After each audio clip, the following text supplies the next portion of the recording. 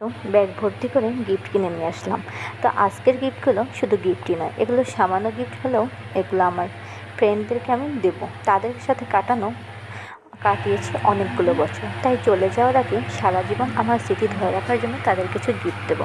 তো আজকের ভিডিওতে দেখাবো তারা কীভাবে আমার গিফটগুলো গ্রহণ করলো এবং তাদের আদৌ পছন্দ হয়েছে কিনা। তো চলো দেখে নিই। Malika, it's for you. Oh my god, কি সুন্দর! Thank you Ananya.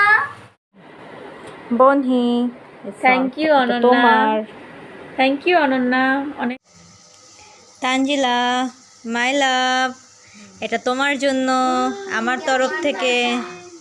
তাই তোমার পছন্দ হয়েছে? ওয়েলকাম। না, এটা তোমার জন্য আমার পক্ষ থেকে। কি সুন্দর, অনেক সুন্দর হয়েছে সুইটার, আমার অনেক পছন্দ হয়েছে। সত্যি তোমার সত্যি। পছন্দ হয়েছে? হ্যাঁ, অনেক। ওকে, থ্যাংক ইউ। ওয়েলকাম। এটা আমি আমার রুমেই রাখবো তোমার স্মৃতি হিসেবে। আচ্ছা, সারা জীবনের জন্য আমার স্মৃতি হিসেবে তুমি রেখো। Thank you. শ্রাবন্তী, এটা তোমার জন্য। অনেক সুন্দর হয়েছে দিদি, থ্যাংক ইউ। ওয়েলকাম।